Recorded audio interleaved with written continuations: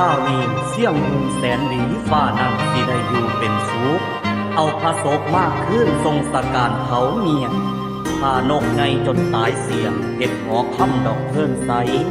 เทิงหลังนกสักกระไดตั้งแต่เดิมปากกี่สมัยพุ่นสืบมาเลยเอามาจ่าบันให้พ่อแม่เฮาฟังเป็นคติดอกแม่ใหญ่เรื่องนกสักกระไดให้พี่น้องรับหูอยู่ในเรื่องแม่นตำนานสันแล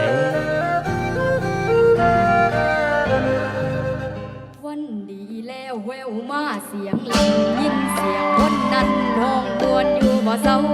สีดาเจ้าขานกสักกะไดนกกระตุกมาตายบ่อาจทนงนตองฝูงคนห้องจากกันนี่นำฝูง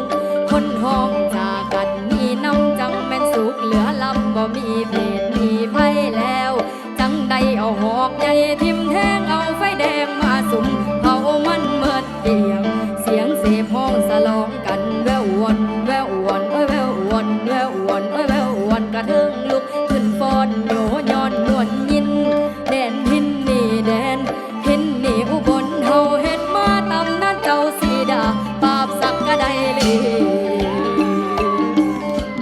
พิธีกรรมความเสื่อลำสืบต่อมาคู่อุบลเอามาย่นย่อให้ประเทืองไว้ให้ทานฟังมรดกอันคาลำสมพ่อควรกระบวนทางสาธุเด้อเจ้าสีดาหลานขอย่อบูชาไว้